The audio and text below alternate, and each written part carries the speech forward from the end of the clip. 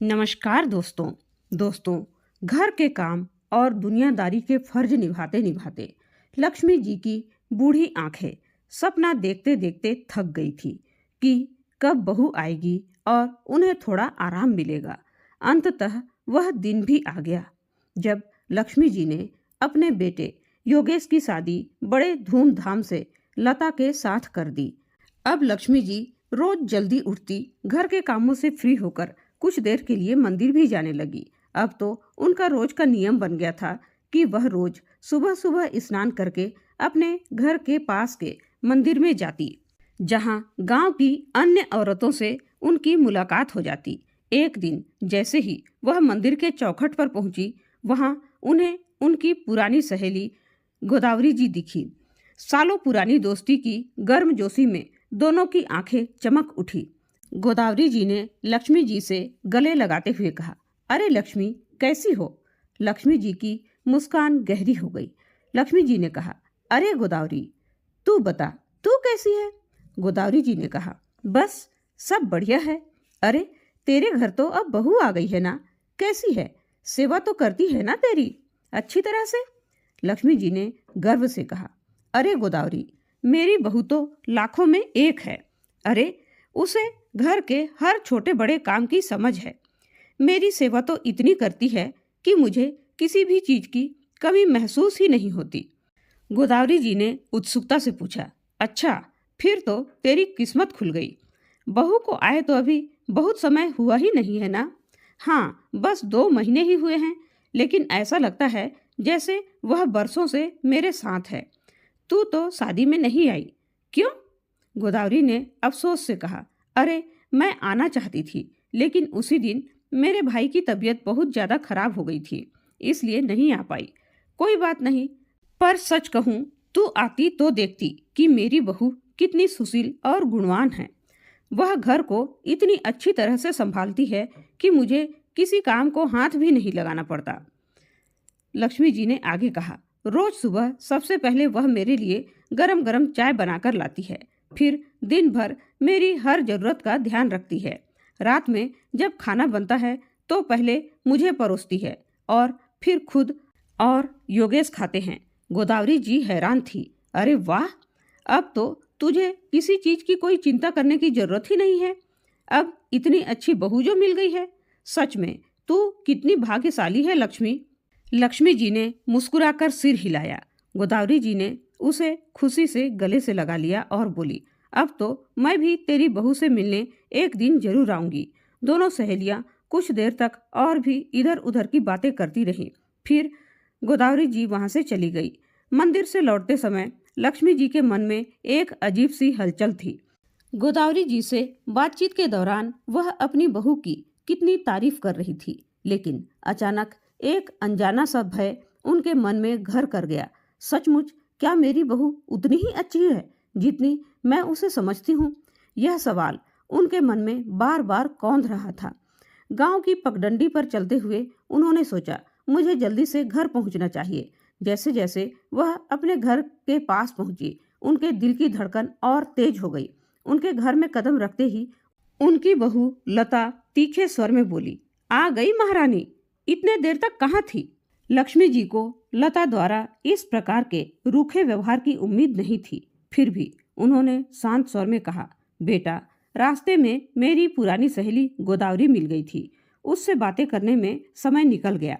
लता व्यंग्य से हंसते हुए बोली, अच्छा, तो बाहर जाकर मेरी चुगली कर रही थी? बताओ, क्या क्या कहा मेरे बारे में कि मेरी बहू ऐसी है वैसी है? लक्ष्मी जी चौंक गई। उनकी आंखों में दुख उतर आया। नहीं बहू, मैंने किसी से कुछ नहीं कहा। लता ने आंखें तरेरते हुए कहा, बड़ी आई सफाई देने। खैर चलो, जल्दी से खाना खा लो। थकी हुई लक्ष्मी जी चुपचाप खाने के लिए बैठ गई, लेकिन जैसे ही उन्होंने थाली देखी, उनकी आंखें फटी की फटी रह गई। थाली में सिर्फ 2 बासी रोटियां और थोड़ा सा नमक रखा था। वह हैरानी से बोली, अरे बहू, ये क्या है? ये रोटी तो बासी है और सब्जी कहाँ है? लता ने लापरवाही से जवाब दिया, सब्जी तो बनी थी, लेकिन मैंने और तुम्हारे बेटे ने खा ली, कुछ बचा नहीं। और ये रोटियां ये कल रात की हैं, फेंक देती तो खाने की बर्बादी होती ना। तुम्हारा बेटा दिन रात मेहनत करता है, तो क्या मैं उन्हें बासी रोटी देती? लक्ष्मी जी की आंखें भर आई। वह हतप्रभ सी देखती रह गई। जिस बहू को वह अब तक अपना सौभाग्य मानती आई थी, उसकी असलियत अब सामने थी। लता ने आगे तंज कसते हुए कहा, वैसे भी मैंने अपने मायके में कभी बासी रोटी नहीं खाई। अगर मैंने यह खुद खाई होती तो मेरे पेट में दर्द होने लगता, इसलिए मैंने इसे तुम्हारे लिए रख दिया। अब जो है वही खा लो, और हाँ, मुझे और भी बहुत काम है। इतना कहकर लता वहां से अपने कमरे में चली गई, जैसे कुछ हुआ ही न हो। लक्ष्मी जी कुछ पल तक स्तब्ध बैठी रही। उनकी आंखों में आंसू थे। बासी रोटी और नमक की वह सूखी थाली उनके सामने रखी थी, पर उसे गले से उतार पाना उनके लिए मुश्किल था। उनका मन भारी हो गया था। कभी वह अपनी बहू की तारीफें करती नहीं थकती थी, लेकिन आज वही बहू उसे रूखी बातें और रूखे खाने का स्वाद चखा रही थी। थोड़ी देर यूं ही बैठे रहने के बाद उन्होंने वह खाना किनारे रख दिया। नहीं, यह मुझसे नहीं खाया जाएगा। उनका मन दुख गया और भूख कहीं गायब हो चुकी थी। अभी वह सोच ही रही थी कि दरवाजे पर आहट हुई। उनका बेटा योगेश खेत से लौट आया था। मिट्टी से सने कपड़े, माथे पर पसीने की बूंदें और चेहरे पर दिन भर की मेहनत की थकान थी। माँ, तुमने खाना खा लिया? योगेश ने पूछा। उसके चेहरे पर हल्की मुस्कान थी। लक्ष्मी जी ने जल्दी से अपने आंसू पोंछ लिए और मुस्कुराने की कोशिश की। हाँ बेटा, खा लिया, योगेश उत्साह से बोला। आज तो लता ने बहुत ही स्वादिष्ट खाना बनाया था। तुम्हारी मनपसंद की सब्जी बनाई थी माँ। माँ, सच कहूँ तो लता के हाथों में तो जादू है, जादू। तुम तो बहुत किस्मत वाली हो जो तुम्हें इतनी अच्छी बहू मिली है। लक्ष्मी जी का दिल बैठ गया। उन्हें महसूस हुआ कि उनका बेटा बहू के मोह में इतना अंधा हो चुका है कि घर में क्या चल रहा है यह देखने की उसे फुर्सत भी नहीं है। उनकी आंखों में आंसू आ गए, लेकिन उन्होंने उन्हें छलकने नहीं दिया। हाँ बेटा, सच में बहुत स्वादिष्ट खाना था, मेरा तो मन ही भर गया, उन्होंने भारी दिल से कहा।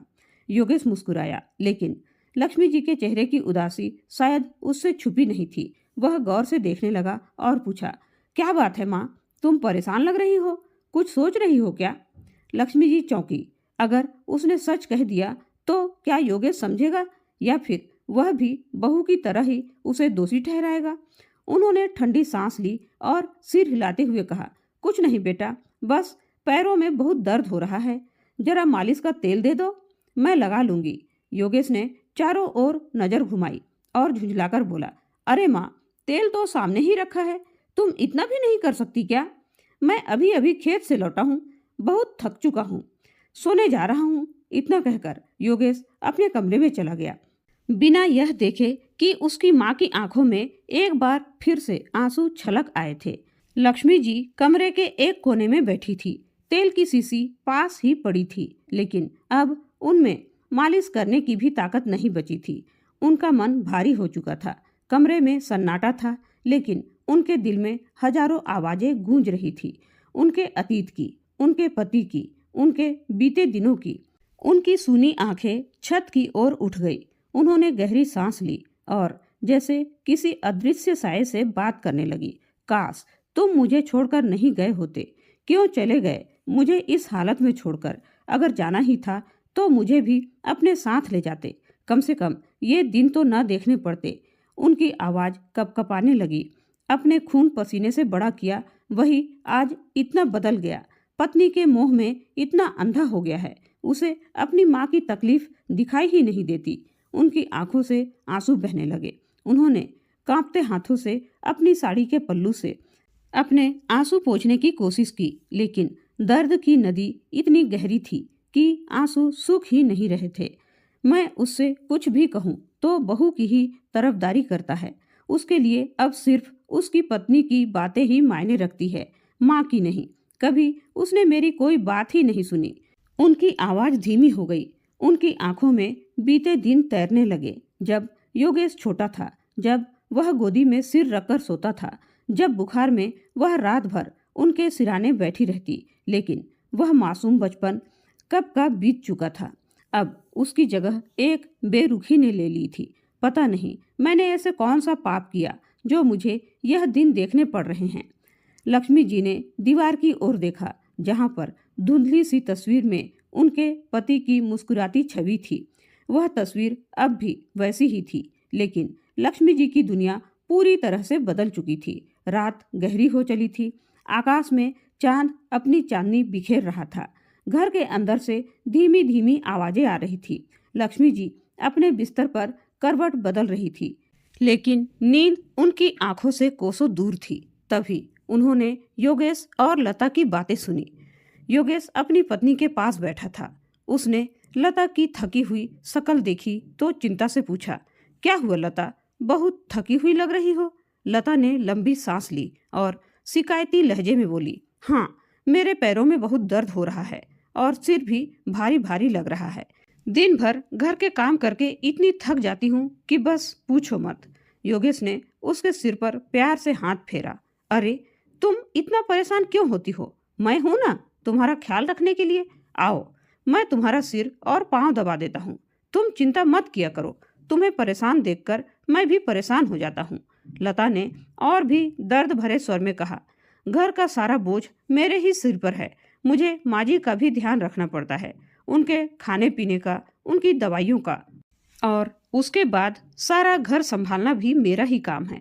माँ जी को क्या करना होता है, बस दिन भर आराम फरमाना, ये नहीं कि कभी मेरा हाथ ही बटा दे। योगेश ने लता के पैरों की मालिश करते हुए कहा, अरे छोड़ो ना, माँ का क्या है, वो तो आज है कल नहीं। उनकी उम्र हो चली है। तुम अपनी सेहत का ध्यान रखा करो, यही मेरे लिए सबसे जरूरी है। दरवाजे के उस पार लक्ष्मी जी सब कुछ सुन रही थी। उनकी आंखों से आंसू बहने लगे। उनका अपना बेटा, जिसे उन्होंने अपनी गोद में खिलाया, जिसके लिए उन्होंने अपना सारा जीवन समर्पित कर दिया, आज उसी बेटे के मुंह से ऐसे शब्द सुनने को मिल रहे थे। वाह रे मेरे लाल, जब मैंने तुझसे बस तेल लाकर देने को कहा था, तब तू थका हुआ था, सोने जा रहा था, लेकिन अब अपनी पत्नी के लिए तुझ में इतनी ताकत कहाँ से आ गई कि तू उसके पैर दबा रहा है। लक्ष्मी जी का मन चित्कार कर उठा, लेकिन उन्होंने अपनी पीड़ा को अपने ही अंदर समेट लिया। उन्होंने सोचा, अब शिकायत करने का भी कोई अर्थ नहीं है। उनका अपना बेटा उन्हें एक बोझ समझ रहा था, और उनकी बहू, जिसे उन्होंने बहू नहीं बल्कि बेटी माना था, वही उसे आराम तलबी और बेकार समझ रही थी। वह चुपचाप दीवार के उस पार अपने बिस्तर पर लेटी रही।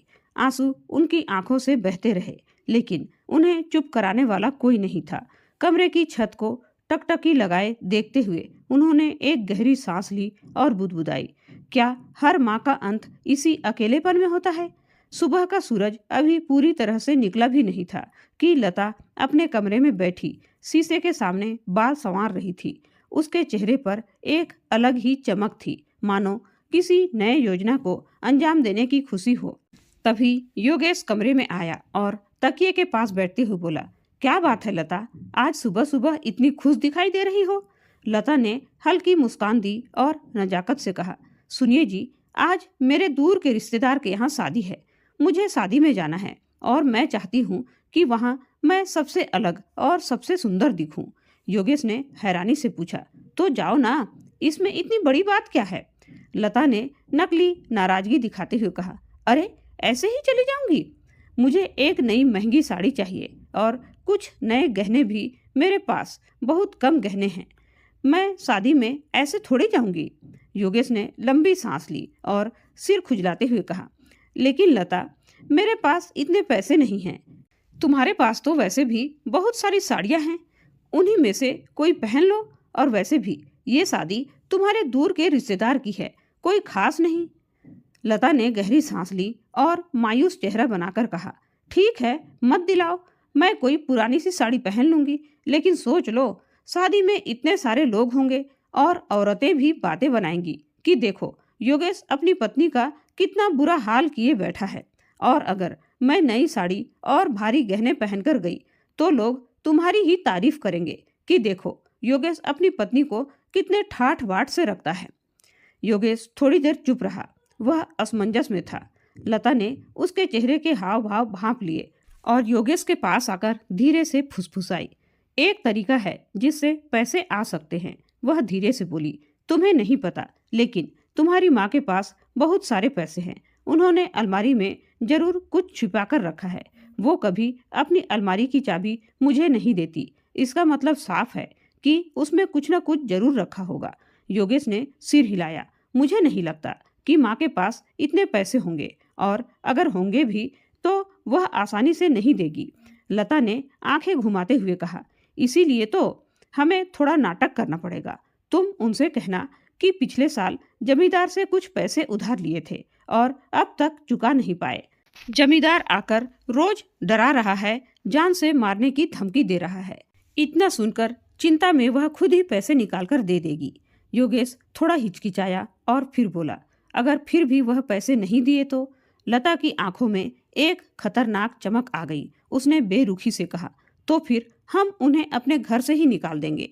कोई भी माँ इतनी कठोर नहीं हो सकती कि अपने बेटे को मुश्किल में देख कर भी पैसे न निकाले। लेकिन अगर उन्होंने फिर भी पैसे नहीं दिए तो? इसका मतलब है कि इस घर में रहने का उन्हें कोई अधिकार नहीं है। योगेश कुछ पल तक सोचता रहा। फिर उसकी आत्मा जैसे उसे झकझोर रही थी। लता ने बातों का ऐसा जाल बुना हुआ था कि वह उसमें फंसता चला गया। ठीक है, मैं माँ से बात करके देखता हूँ, उसने धीमे स्वर में कहा। लता मुस्कुराई। उसका काम हो गया था। अब वह पूरी शान से शादी में जाने का सपना देखने लगी, और उधर योगेश अपनी ही माँ के साथ छल करने के लिए तैयार हो गया। शाम का वक्त था, सूरज ढल चुका था और घर में हल्का अंधेरा छा रहा था। लक्ष्मी जी अपने छोटे से कमरे में बैठी पुराने दिनों की यादों में खोई हुई थी। तभी दरवाजे पर हल्की सी आहट हुई। उन्होंने मुड़कर देखा तो योगेश था। उसका चेहरा उतरा हुआ था, आंखों में गहरी चिंता की लकीरें थी। लक्ष्मी जी ने तुरंत उसे पास बुलाया और बोला, क्या बात है बेटा, बहुत परेशान लग रहे हो? योगेश ने गहरी सांस ली, सिर झुकाया और धीमे स्वर में कहा, क्या बताऊं माँ, मैं बहुत बड़ी मुसीबत में फंस गया हूँ। लक्ष्मी जी के माथे पर चिंता की लकीरें खिंच गई। उन्होंने योगेश का हाथ पकड़कर कहा, क्या हुआ बेटा, साफ साफ बताओ। योगेश ने झूठी उदासी ओढ़ते हुए कहा, माँ, जब आप बहुत बीमार थी तब मैंने जमींदार से कुछ कर्ज लिया था। सोचा था कि फसल कटने के बाद चुका दूंगा, लेकिन हालात ऐसे बने कि अब तो पैसे नहीं लौटा पाया। लक्ष्मी जी चौंक गई। कितने पैसे लिए थे बेटा, और अब क्या कह रहा है जमींदार? योगेश ने झूठी चिंता से सिर झुका लिया। माँ, वह अब रोज धमका रहा है। आज तो उसने यहाँ तक कह दिया कि अगर कल तक उसे पैसे नहीं मिले तो मुझे जान से मार देगा और मेरे घर वालों को घर से निकाल देगा। मैं क्या करूँ माँ, मेरी समझ में कुछ भी नहीं आ रहा है। पहले ही इतने खर्चे हैं, घर का खर्च, आपकी दवाइयाँ, फसल भी अच्छी नहीं हुई, कहाँ से लाऊं इतने पैसे? लक्ष्मी जी को जैसे एक गहरा आघात लगा। उनकी बूढ़ी आंखों में आंसू आ गए। हे भगवान, अगर घर चला गया तो हम कहाँ रहेंगे? कुछ देर तक सोचने के बाद उन्होंने कांपते हाथों से अपनी अलमारी खोली और उसमें से अपने संदूक की चाबी निकाली, और उसे खोलते हुए उनकी आंखों में अपने स्वर्गीय पति की तस्वीर घूम गई। उन्होंने जैसे अपने मन में कहा, तुमने यह पैसे इसलिए दिए थे ना कि मुश्किल वक्त में काम आए, और इससे बड़ा मुश्किल वक्त और क्या हो सकता है? लक्ष्मी जी ने वो सारे पैसे योगेश के हाथ में रख दिए और कहा, बेटा, तुम्हारे पिताजी ने ये पैसे बुरे समय के लिए बचाकर रखे थे। इससे बुरा समय और क्या होगा? ये लो, और जमींदार का कर्ज चुका दो। ज्यादा तो नहीं है, लेकिन शायद तुम्हारी कुछ मदद हो जाए। योगेश ने पैसों को कसकर पकड़ लिया। उसने सिर झुका लिया, लेकिन यह अपराध बोध का झुकाव नहीं था, बल्कि अपने छल को छुपाने की कोशिश थी। रात को जब योगेश ने वो पैसे लता को दिए तो उसकी आंखों में चमक आ गई। उसने पैसों को अपने हाथ में लेते हुए एक विजय मुस्कान दी और कहा, अब आएगा मजा, अब मैं शादी में बहुत खूबसूरत दिखूंगी। अगले दिन लता एक चमचमाती हुई महंगी साड़ी में तैयार हुई। गहनों से सजी हुई, चेहरे पर गर्व और संतोष की मुस्कान लिए उसने आईने में खुद को निहारा और कहा, देखो जी, मैं कैसे चमक रही हूँ। अब शादी में सबकी नजरें मुझ पर ही होंगी। उधर लक्ष्मी जी के कमरे में सन्नाटा पसरा था। वह बेबस होकर भगवान की मूर्ति के सामने बैठी थी और सोच रही थी कि क्या सच में उसने अपने बेटे की मदद की, या फिर अपने ही जीवन की बची खुची पूंजी किसी और की चमक धमक के लिए कुर्बान कर दी। कुछ दिनों तक तो सब कुछ सामान्य सा चलता रहा, लेकिन लता के मन में एक अलग ही उथल पुथल मची हुई थी। हर बार जब वह लक्ष्मी जी को घर में देखती, उसका खून खौल उठता। उसे लगता कि यह बूढ़ी औरत उसके सपनों के रास्ते का सबसे बड़ा रोड़ा है।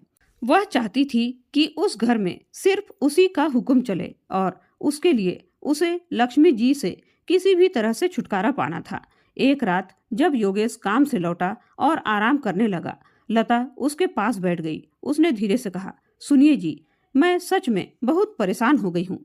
इस घर में जब तक आपकी माँ है तब तक हम चैन से नहीं रह सकते। योगेश ने थकान भरी आवाज में कहा, अब क्या हुआ लता? लता ने गहरी सांस ली और अपने मन की बात कह डाली। आप ही बताइए, उनकी उम्र हो चुकी है, वो अब कब तक जिएंगी? उनकी दवाइयों में हर महीने इतने पैसे लग जाते हैं कि घर का बाकी खर्च ही नहीं चल पाता। अगर वो नहीं रहेंगी तो हमें ये सब झेलना ही नहीं पड़ेगा। योगेश ने हैरानी से उसकी तरफ देखा। लता, ये कैसी बातें कर रही हो?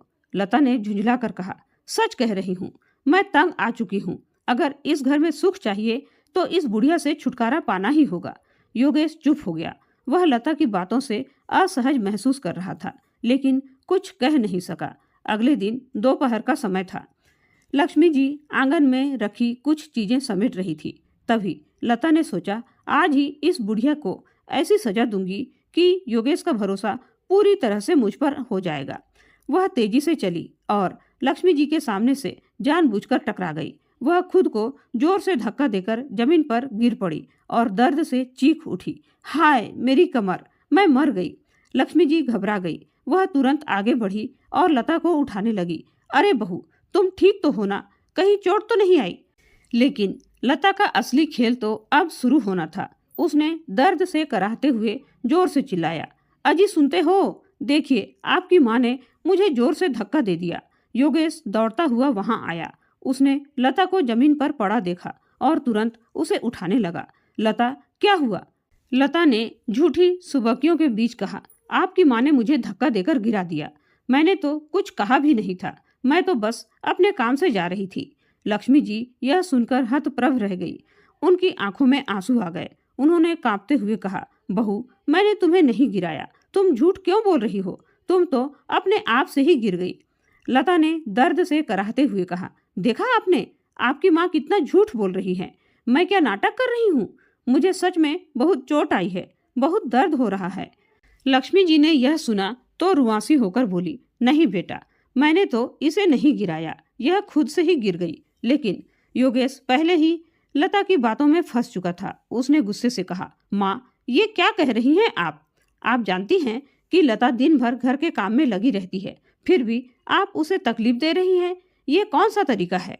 लक्ष्मी जी ने बेबसी से योगेश का हाथ पकड़ा और बोली, बेटा, मेरी बात मान, मैंने सच में कुछ नहीं किया। ये मुझ पर झूठा इल्जाम लगा रही है। लेकिन योगेश ने झटके से अपना हाथ छुड़ा लिया और कहा, माँ, लता कोई नाटक नहीं कर रही है, उसे सच में चोट लगी है। आप इतनी निर्दयी कैसे हो सकती हैं? लता ने अपनी आंखों में कुछ और आंसू भरते हुए कहा, योगेश, रहने दीजिए। अगर आपकी माँ को मेरे साथ ऐसा ही व्यवहार करना है तो मैं चुप रहूंगी। आखिर मैं इस घर की बहू जो हूँ, मुझे तो सहन करना ही पड़ेगा। योगेश को लता पर और भी तरस आ गया। उसने प्यार से उसे सहारा देकर कहा, तुम चलो अंदर, आराम करो, सारा काम माँ देख लेंगी। यह कहते हुए वह लता को कमरे में ले गया और पीछे लक्ष्मी जी अकेली खड़ी रह गई। उनकी आंखों से आंसू छलक पड़े। उन्होंने आसमान की ओर देखा और बुदबुदाई, हे भगवान, ये कैसा समय दिखा रहे हो। जिस बेटे को पाल पोसकर बड़ा किया, आज वही अपनी माँ की सच्चाई देखने में असमर्थ हो गया है। कमरे में घुसते ही लता ने दरवाजा अंदर से बंद कर लिया। उसका चेहरा गुस्से और जलन से तमतमा रहा था। वह योगेश के पास बैठी और गहरी सांस लेते हुए धीमी लेकिन सीधी आवाज में बोली, आपने देखा ना, आज आपकी माँ ने मेरे साथ क्या किया। अब तो मुझे सच में डर लगने लगा है। मुझे लगता है कि वह मुझे जान से मार देना चाहती है। योगेश चौंकते हुए बोला, क्या बकवास कर रही हो लता? माँ ऐसा क्यों करेंगी? लता ने आंसू बहाते हुए जवाब दिया, आपको क्या पता, जब आप घर पर नहीं होते तब उनका असली रूप सामने आता है। दिन भर मुझे ताने मारती रहती है। उल्टा सीधा बोलती रहती है और अब तो हद ही कर दी। अगर आज मेरे सिर पर चोट लग जाती तो सोचिए क्या होता, मैं तो मर ही जाती। योगेश परेशान हो उठा। उसने लता का चेहरा गौर से देखा और कहा, लता, मरे तुम्हारे दुश्मन, ऐसी बातें कभी मत करना। माँ की उम्र हो चली है, तुम्हारी नहीं, और मैं तुम्हें कुछ भी नहीं होने दूंगा। मैं हूं ना। लता ने उसकी आंखों में आंखें डालकर धीरे से कहा, आप तो दिन भर खेत में रहते हैं, आपको क्या पता, अगर किसी दिन उन्होंने सच में मुझे मार डाला तो तब क्या करोगे? रह लेंगे मेरे बिना? योगेश को लता की बातें चुभने लगी। उसने गहरी सांस लेते हुए कहा, माँ ऐसा नहीं कर सकती, तुम गलत सोच रही हो। लता ने तुरंत जवाब दिया, आपको कुछ भी पता नहीं है। दिन भर मैं उनके साथ रहती हूँ, उनकी हरकतें देखती हूँ। आपके सामने वो भोली बनने का नाटक करती हैं, लेकिन असल में वो मुझसे नफरत करती हैं। योगेश ने थकान भरी आवाज में कहा, तो फिर मैं क्या करूं? उन्हें वृद्धाश्रम भेज दूं? लता ने उपेक्षा से हंसते हुए कहा, हाँ, ताकि लोग मुझे ही कोसते रहें कि मैंने आते ही अपनी सास को घर से निकाल दिया। नहीं योगेश, हमें कुछ ऐसा करना होगा जिससे वह खुद ही हमेशा हमेशा के लिए इस घर से चली जाए। योगेश ने चौंकते हुए पूछा, क्या मतलब तुम्हारा? लता पास जाकर कुछ फुसफुसाते हुए बोली, ना रहेगा बांस और ना बजेगी बांसुरी। योगेश ने घबराकर उसकी ओर देखा। ये तुम क्या कह रही हो लता? लता ने उसकी आंखों में देखते हुए धीरे से कहा, बिल्कुल सही कह रही हूँ। देखो, वैसे भी उनकी उम्र हो चुकी है, वो सिर्फ हमारे ऊपर बोझ है, बोझ। जब देखो तब रोती रहती है तुम्हारे पिताजी को याद करके। उन्हें भी तो मुक्ति मिलनी चाहिए ना। योगेश के अंदर एक अजीब सा डर बैठने लगा, लेकिन लता की बातों में उसे तर्क नजर आने लगा। वह बोला, हाँ, शायद तुम सही कह रही हो। माँ अब इस घर में खुश नहीं है, और वैसे भी उनकी दवाइयों में इतने पैसे खर्च हो जाते हैं। अगर हम उन्हें खत्म कर दें तो हमारा जीवन आसान हो जाएगा। लता ने एक सातिर मुस्कान के साथ योगेश का हाथ थाम लिया। तो फिर तय रहा, कल जाकर ऐसी दवा ले आओ जिससे माँ को गहरी बेहोशी आ जाए। मैं उसे खाने में मिला दूंगी। जैसे ही वह बेहोश होंगी, हम उन्हें शमशान घाट ले जाकर जला देंगे। रात के समय वहाँ कोई नहीं जाता, किसी को पता ही नहीं चलेगा। योगेश अब पूरी तरह लता के वश में था। उसने सिर हिलाते हुए कहा, ठीक है, ऐसा ही करते हैं। कमरे में एक अजीब सी शांति छा गई। बाहर चांद की हल्की रोशनी घर के आंगन में पड़ रही थी, लेकिन उस कमरे में अंधेरे की साजिशें पक रही थी। लक्ष्मी जी को इस बात की जरा सी भी खबर नहीं थी कि जिन हाथों को उन्होंने पाल पोस कर बड़ा किया, वही अब उसे दुनिया से मिटाने की तैयारी कर रहा था। शाम का समय था। घर में एक अजीब सी शांति पसरी हुई थी, मगर लता के चेहरे पर एक अजीब सी खुशी थी। आज की रात उसके लिए खास थी। आज उसके जीवन से लक्ष्मी हमेशा के लिए चली जाने वाली थी। रसोई से घी, मसाले और तली हुई पूरियों की खुशबू आ रही थी। लता ने खुद अपने हाथों से लक्ष्मी जी की पसंदीदा सब्जी और गर्मा गर्म पूरी बनाई थी। थाली में प्रेम से सजाकर वह लक्ष्मी जी के पास आई और मीठी मुस्कान के साथ बोली, लीजिए माँ जी, आज आपके लिए आपकी मनपसंद सब्जी बनाई है। मैंने सोचा आज आपको स्वादिष्ट खाना खिलाऊं। लक्ष्मी जी चौंक गई। आज तक जो बहू मुझे सूखी रोटी और बासी खाना देती आई थी, वह आज इतने प्यार से मेरा पसंदीदा भोजन परोस रही है। उनका मन शंका से भर उठा। उन्हें महसूस हुआ कि कुछ तो गड़बड़ है, मगर करें भी तो क्या करें? अगर वह आज खाना नहीं खाएंगी तो कब तक भूखी रह पाएंगी? उन्होंने मन ही मन भगवान को याद किया और कहा, हे भगवान, मैंने सदा आपकी भक्ति की है। यदि मेरी भक्ति सच्ची है तो इस विष से भी आप मुझे बचा लेंगे, और यदि मेरी जीवन लीला समाप्त करने की ही आपकी इच्छा है तो मैं उसे भी सहज स्वीकार कर लूंगी। यह सोचकर लक्ष्मी जी ने धीरे धीरे खाना खाना शुरू किया। लता और योगेश उसे गौर से देख रहे थे। लता के चेहरे पर एक संतोष भरी मुस्कान थी। बस कुछ ही देर और फिर यह बुढ़िया हमेशा हमेशा के लिए चली जाएगी। कुछ देर बाद लक्ष्मी जी का सिर चकराने लगा। उनकी आंखें भारी होने लगी। उन्होंने वहां से उठने की कोशिश की, लेकिन शरीर ने साथ देना बंद कर दिया। उनके हाथ कांपने लगे और कुछ ही पलों में वह बेहोश होकर जमीन पर गिर पड़ी। लता ने योगेश की ओर देखा और खुशी से कहा, काम हो गया। रात का सन्नाटा घना हो चुका था। चांद की हल्की रोशनी आंगन में पड़ रही थी। योगेश ने बिना समय गंवाए लक्ष्मी जी के शरीर को एक पुरानी सी बोरी में बांध दिया और उसे कंधे पर उठाकर तेजी से घर से बाहर निकल गया। रास्ते में दूर दूर तक कोई नजर नहीं आ रहा था। कुत्तों के भौंकने की आवाज के अलावा चारों ओर एक भयानक शांति थी। शमशान घाट पहुंचकर योगेश ने चारों ओर नजर दौड़ाई। कोई भी नहीं था। रात के इस पहर यहाँ कौन आता? उसने जल्दी से लकड़ियों का एक ढेर तैयार किया और लक्ष्मी जी को उस पर लिटा दिया। उसकी सांसें तेज चल रही थी, मगर उसके चेहरे पर कोई पछतावा नहीं था। जैसे ही वह जेब से माचिस निकालने लगा, उसे महसूस हुआ कि वह तो माचिस लाना ही भूल गया। अरे, माचिस तो मैं घर पर ही भूल गया। उसका दिल जोर जोर से धड़कने लगा। अगर उसने जल्दी से आग नहीं लगाई और माँ को होश आ गया तो नहीं, ये नहीं हो सकता। मुझे तुरंत माचिस लेकर आना होगा। यह सोचकर योगेश तेजी से घर की ओर भागा। योगेश जल्दबाजी में घर के लिए निकला था, माचिस लाने के लिए। उसके कदम तेज थे और दिल में एक ही विचार, इस काम को जल्दी से जल्दी खत्म कर देना है। घर पहुंचते ही लता ने अधीरता से पूछा, इतनी जल्दी वापस आ गए? काम हो गया? योगेश हड़बड़ाता हुआ बोला, मैं माचिस ले जाना ही भूल गया। जल्दी से माचिस दो, कहीं उसे होश ना आ जाए। लता ने माचिस लाकर योगेश को दे दिया और मुस्कुराते हुए बोली, चिंता मत करो, सब कुछ वैसे ही होगा जैसा हमने सोचा था। इसी बीच इधर शमशान में लक्ष्मी जी को होश आ चुका था। आंखें खोलते ही उन्होंने पाया कि कैसे उनके अपने बेटे और बहू ने उन्हें जलाकर मारने की योजना बनाई थी। उनका दिल टुकड़े टुकड़े हो गए। जिस बेटे को उन्होंने अपने खून पसीने से पाला, जिसके हर सुख दुख में वह साथ खड़ी रही, वही आज उसकी जान का दुश्मन बन गया था। उनके आंखों से आंसू छलक पड़े, मगर उन्होंने खुद को संभाला। खुद को बचाने के लिए नहीं, बल्कि उस सच्चाई को देखने के लिए जो इतने वर्षों तक उनकी ममता की वजह से उन्हें दिखाई ही नहीं दी थी। वह धीरे से एक पेड़ के पीछे छुप गई। योगेश माचिस लेकर जब वापस आया, तब अंधेरे में उसे कुछ दिखाई नहीं दिया।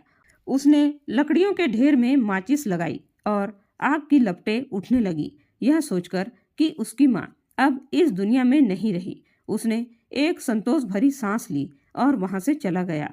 घर पहुंचते ही लता ने बेसब्री से पूछा, सब काम हो गया ना? योगेश ने मुस्कुराते हुए कहा, हाँ बिल्कुल हो गया। ऐसा कभी हो सकता है कि तुमने कुछ कहा हो और मैंने ना किया हो? मैं तुम्हारे लिए कुछ भी कर सकता हूँ लता। अब तो तुम खुश हो ना? लता की आंखों में चमक आ गई। हाँ, अब हम आराम से रह सकते हैं। ना कोई झगड़ा होगा, ना कोई तकलीफ। सच में आप जैसे पति को पाकर तो मैं धन्य हो गई हूँ। आपने यह सब मेरी खुशी के लिए किया है। मैं आपको कभी माँ की कमी महसूस नहीं होने दूंगी। उनसे भी बढ़कर आपका ख्याल रखूंगी। योगेश ने गर्व से सिर ऊंचा किया, मानो उसने कोई बहुत बड़ा पराक्रम कर दिया हो। लेकिन उन्हें इस बात का अंदाजा भी नहीं था कि जिसे उन्होंने जलाया वह उनकी माँ नहीं थी, बल्कि वह तो कुछ लकड़ियों की ढेर थी और असल लक्ष्मी तो अभी भी जिंदा थी। वह दूर खड़ी अपने बेटे को अपनी ही लाश को जलाते हुए देख रही थी। उन्होंने लंबी सांस ली और मन ही मन सोचा, शायद मर जाना ही मेरे लिए बेहतर होता, मगर अब मैं मरूंगी नहीं, अब मैं जीऊंगी, मगर एक नई लक्ष्मी बनकर। रात गहरी होती जा रही थी। चांद बादलों में छिपता और निकलता। लक्ष्मी जी, जिसका दिल अभी अभी अपने ही बेटे के विश्वासघात से टूटा था, पेड़ों के बीच अकेली खड़ी थी। हवा में अजीब सी ठंडक थी, लेकिन उससे भी ज्यादा ठंडक उनके मन में थी, एक अंधकारमय भविष्य की ठंडक। वह कांपती हुई आवाज में बुदबुदाई, हे भगवान, अब मैं कहाँ जाऊंगी? मेरा तो इस दुनिया में कोई अपना है भी नहीं। अगर घर गई तो वे लोग फिर से मेरी जान के दुश्मन बन जाएंगे। आपने मुझे इस आग से बचाया, मुझे जीवन दान दिया, तो आगे का रास्ता भी आपको ही दिखाना होगा। हे भगवान, मेरी मदद कीजिए। उनकी आंखों से आंसू बह रहे थे, लेकिन अब वह कमजोर नहीं पड़ना चाहती थी। वह जीवन से हार मानने वालों में से नहीं थी। उसी वक्त दूर से कुछ आवाजें आने लगी। लक्ष्मी जी सतर्क हो गई। उन्होंने देखा कि कुछ लोग झाड़ियों के बीच से आते हुए नजर आ रहे थे। उनके हाथ में एक भारी पोटली थी जिसे वे संभालते हुए इधर उधर देख रहे थे। उनके कपड़े मैले थे, चेहरे पर अजीब सी घबराहट थी और वे लोग बार बार पीछे मुड़कर देख रहे थे, जैसे कोई उनका पीछा कर रहा हो। लक्ष्मी जी घबराकर पास के ही एक बड़े पेड़ के पीछे छुप गई और ध्यान से उनकी बातें सुनने लगी। भाई, यही सही जगह है। यहाँ पर पैसे गिन लेते हैं और सोना आपस में बांट लेते हैं। ये तो शमशान है, यहाँ कौन आने वाला है? एक आदमी ने कहा और पोटली नीचे रख दी। लेकिन भाई, यहाँ भूत भी तो रहते होंगे ना? दूसरे ने डरते हुए पूछा। पहले वाले ने हंसकर कहा, अरे चुप, भूत वूत कुछ नहीं होता। ये सब लोगों को डराने की बातें हैं। लेकिन सुना है कि जो लोग पाप करते हैं उन्हें भूत सबसे पहले पकड़ता है। तीसरे चोर कांपते हुए बोला, अरे डर मत, इंसानों से बच गए तो भूतों से भी बच जाएंगे। लेकिन उस चोर के मन में डर घर कर गया। वह बार बार इधर उधर देख रहा था, जैसे कोई अज्ञात शक्ति उसे घूर रही हो। लक्ष्मी जी पेड़ के पीछे से यह सब सुन रही थी। अचानक एक विचार उनके मन में आया। प्रसन्नता से उन्होंने अपने आश्रुपूर्ण नेत्रों को पोंछकर धीरे धीरे मुस्कुराई। हे भगवान, आपका बहुत बहुत धन्यवाद। आपने मुझे रास्ता दिखा दिया। उनकी आंखों में अब एक नई चमक आ गई थी और एक नई उम्मीद जाग गई थी। उन्होंने अपनी कपकपाती उंगलियों को मुट्ठी में भींचा और सोचा, अगर यह सारा धन मुझे मिल जाए तो मेरे बेटे बहू मुझसे फिर से पीछा छुड़ाने की कोशिश नहीं करेंगे, बल्कि इस धन की लालच में वे मेरी सेवा करेंगे, मेरी परवाह करेंगे। लक्ष्मी जी ने अपनी पीड़ा को ताकत में बदलने का निर्णय ले लिया। उन्होंने उन चोरों को भगाने के लिए एक चालाक योजना बनाई। वह गहरी सांस लेते हुए अपने अंदर का डर निकालने लगी। फिर अचानक वह पेड़ के पीछे से डरावनी आवाजें निकालने लगी। एक दर्द भरी चीख जो शमशान की नीरवता में गूंज उठी। कौन आया है मेरी नींद में खलल डालने? चोरों के शरीर में एक ठंडी सिहरन सी दौड़ गई।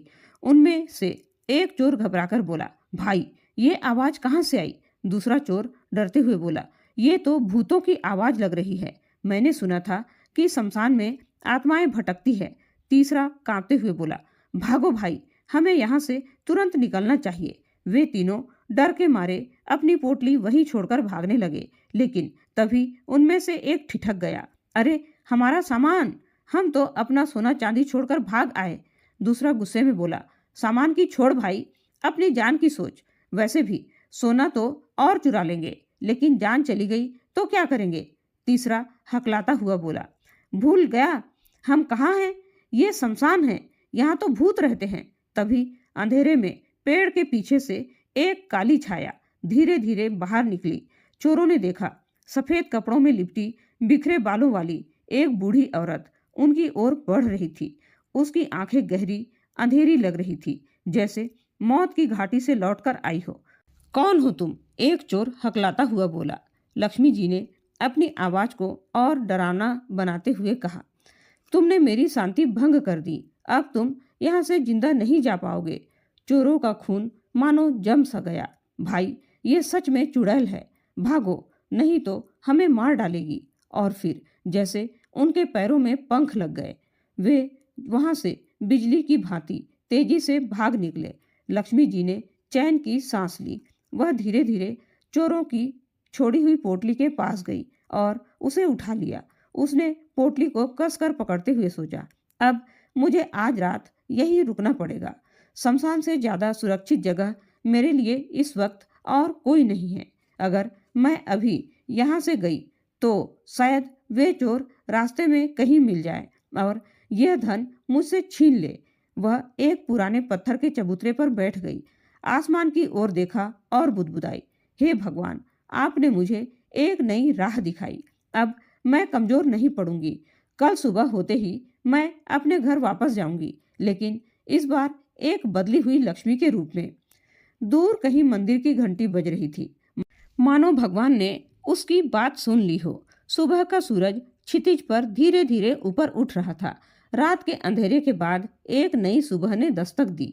ठंडी हवा हल्के हल्के बह रही थी, लेकिन लक्ष्मी जी के दिल में एक अजीब सी तपिश थी, धोखे के दर्द की, और बदले की नहीं बल्कि खुद को साबित करने की। रात शमशान में बिताने के बाद लक्ष्मी जी अब पूरी तरह से बदल चुकी थी।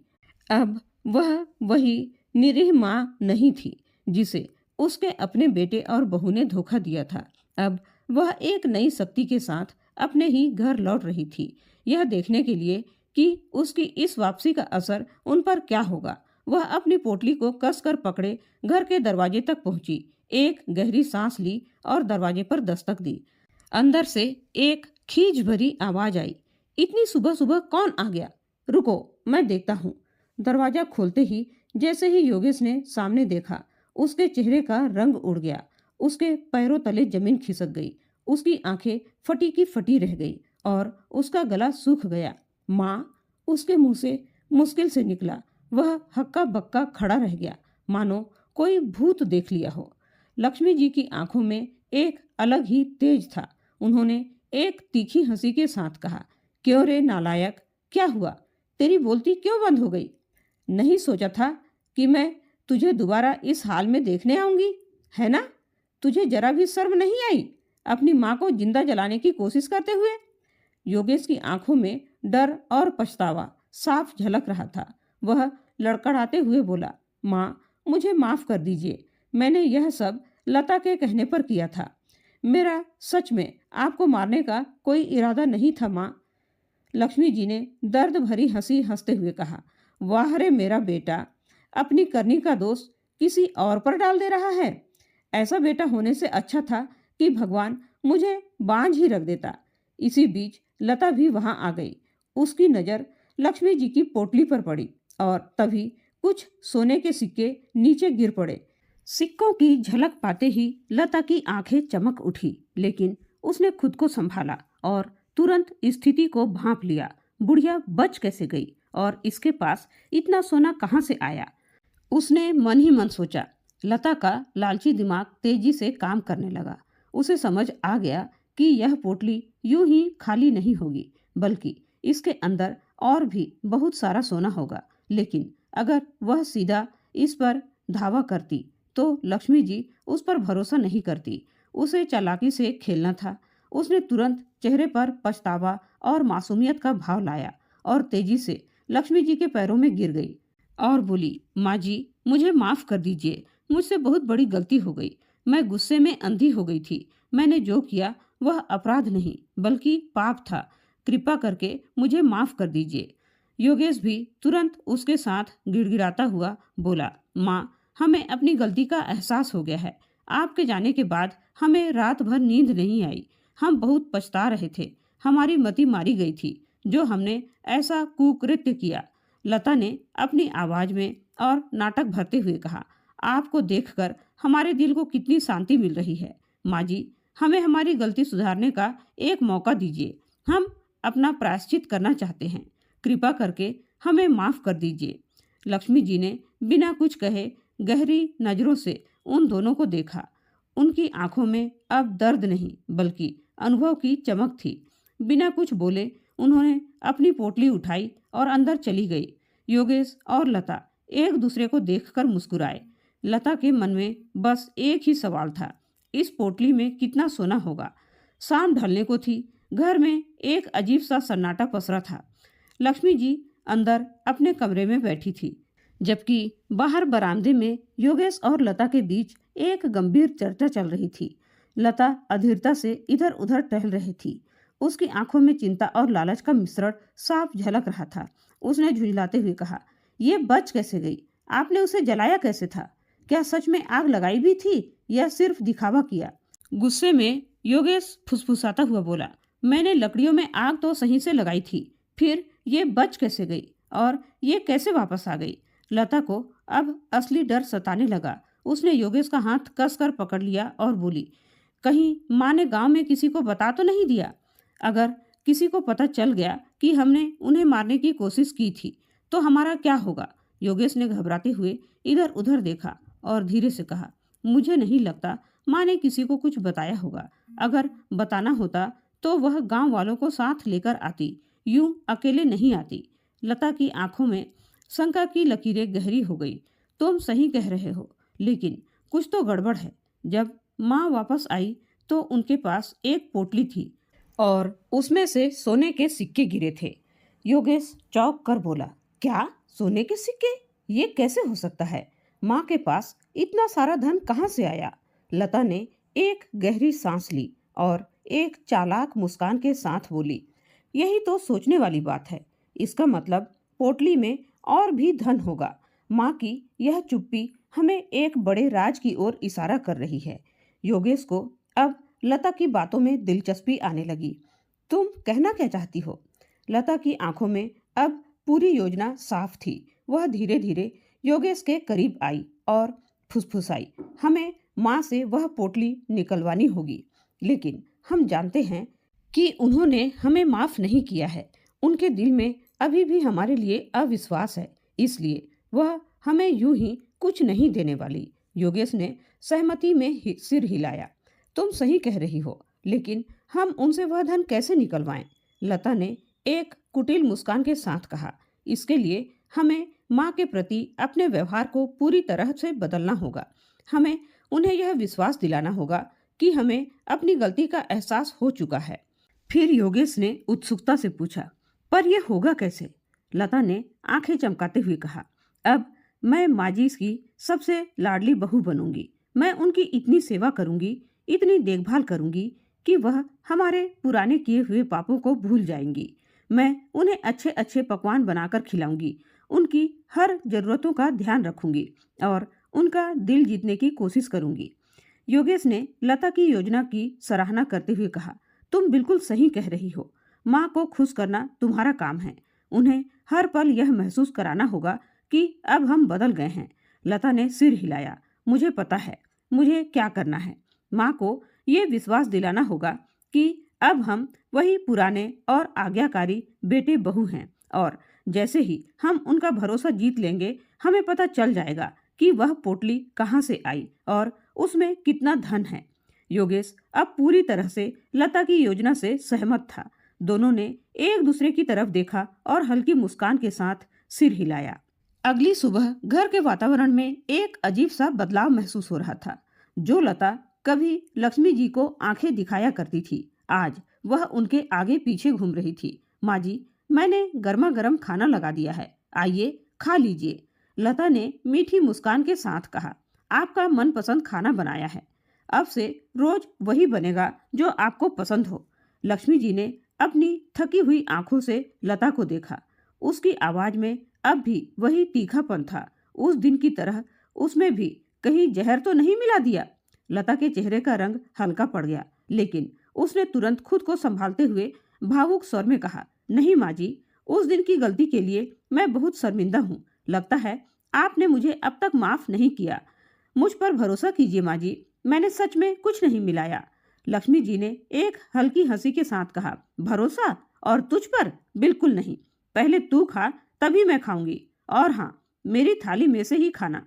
लता को जैसे यह सुनकर बिजली का झटका लगा, लेकिन उसने परिस्थिति को संभालते हुए थाली में से 2 निवाले उठाए और खाते हुए बोली, देखिए माँ जी, मैंने खा लिया। अब तो आप मुझ पर भरोसा करेंगी ना? लक्ष्मी जी ने बिना कोई जवाब दिए थाली की ओर हाथ बढ़ाया और खाना खाने लगी। उनकी आंखें लता पर ही टिकी हुई थी, जैसे उसकी हर हरकत को परख रही हों। शाम ढल चुकी थी। घर के आंगन में हल्की ठंडक थी। योगेश काम से लौटा और दरवाजे के अंदर आते ही लक्ष्मी जी की ओर बढ़ा। कैसी हो माँ? उसने बनावटी चिंता दिखाते हुए पूछा। आराम कर रही हो ना? तबीयत तो ठीक है? लक्ष्मी जी ने हल्की हंसी के साथ कहा। भगवान की कृपा से एकदम स्वस्थ हूँ बेटे, कोई जरूरत नहीं है मुझे किसी की मदद की। योगेश थोड़ा सकपकाया, लेकिन उसने हिम्मत जुटाकर कहा, माँ, तुम्हारे घुटनों में दर्द तो नहीं हो रहा है? कहो तो मैं मालिश कर दूं? लक्ष्मी जी ने उसकी आंखों में सीधे झांका। यह वही बेटा था जो कल ही उसे मौत के मुंह में धकेलने को तैयार था और आज उसकी सेहत की चिंता कर रहा था। कोई जरूरत नहीं है, उसने सपाट स्वर में कहा। जा, तू जाकर खाना खा ले। योगेश ने लता की ओर देखा। लता, माँ ने खाना खा लिया? लता ने तुरंत जवाब दिया। हाँ, माँ जी तो कब का खा चुकी हैं, आप भी खाना खा लीजिए। योगेश ने सिर हिलाया और गंभीर स्वर में कहा, और हाँ लता, माँ को हमेशा सबसे पहले खाना देना, उन्हें दवाई भी खानी होती है। मेरी माँ को किसी भी तरह की कोई तकलीफ नहीं होनी चाहिए। फिर उसने जेब में से अपना बटुआ निकालते हुए कहा, माँ की दवाइयों की पर्ची निकालकर मुझे कल दे देना, मैं शहर जाकर लेता आऊंगा।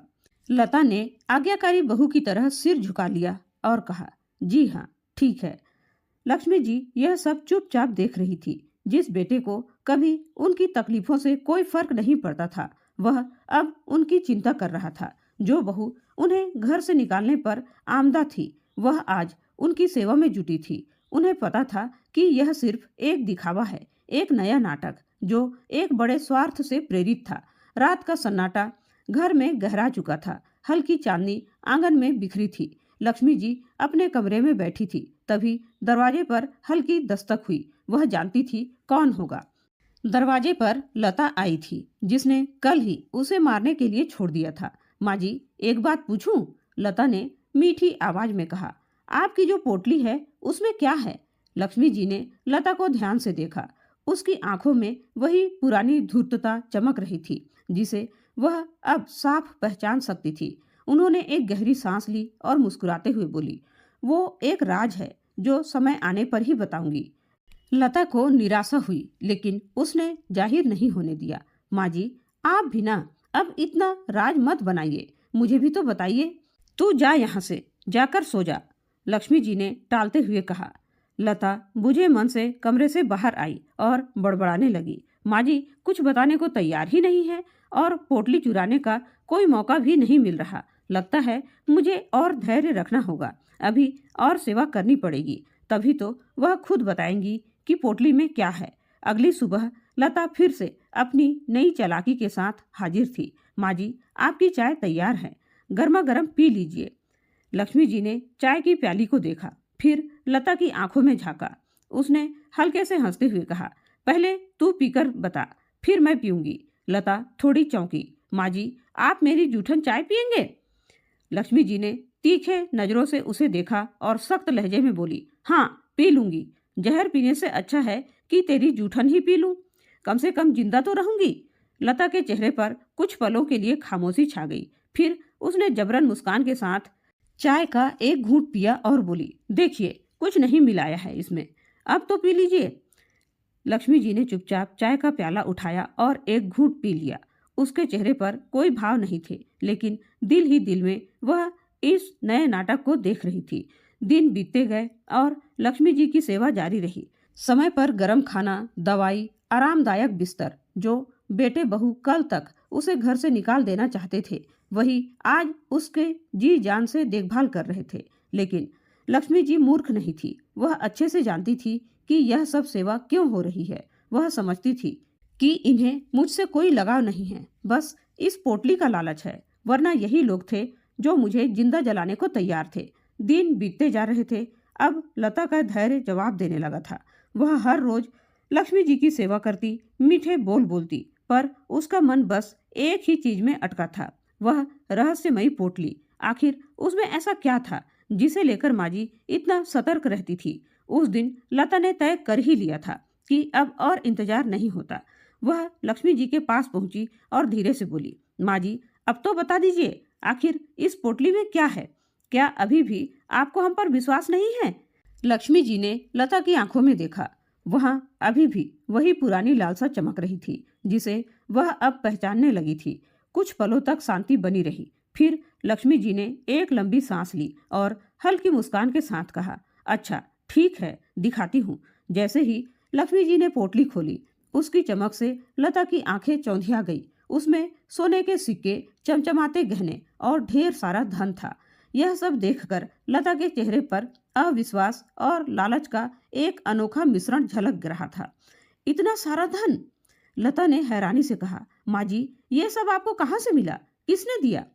लक्ष्मी जी ने लता के चेहरे की हर हलचल को गौर से देखा, फिर बड़े ही शांत स्वर में बोली, जिस दिन तुम्हारा पति मुझे आग में जलाकर चला गया था, उसी दिन एक चमत्कार हुआ। आग की लपटों के बीच से एक दिव्य देवता प्रकट हुए। उन्होंने मुझे बचाया और कहा कि जो कुछ हुआ वह बहुत ही अन्यायपूर्ण था। जब मैंने उन्हें अपनी कहानी सुनाई तो उन्हें मुझ पर दया आ गई। लक्ष्मी जी थोड़ी देर के लिए रुकी और फिर आगे बोली, शायद इसीलिए उन्होंने मुझे यह धन दिया ताकि मैं अपना जीवन सम्मानपूर्वक जी सकूं, बिना किसी डर के। लता यह सुनकर सोच में पड़ गई। उसके मन में कई सवाल उठने लगे। क्या सच में ऐसा हुआ था या माजी कुछ छुपा रही थी? पर जो भी हो, उस समय सच्चाई से ज्यादा महत्वपूर्ण था यह जानना कि क्या माजी के पास और धन हो सकता है। कुछ क्षणों की खामोशी के बाद लता बोली, माजी, आपने सिर्फ इतना ही धन क्यों मांगा? और भी मांग सकती थी ना। लक्ष्मी जी हल्के से मुस्काई और बोली, बेटी, मैं बूढ़ी हो चुकी हूँ, मुझसे ज्यादा भार उठाया नहीं गया, इसलिए जितना ला सकी उतना ही लाई। लता ने सिर हिलाया और मन ही मन सोचा, तो इसका मतलब वहाँ और भी धन हो सकता है।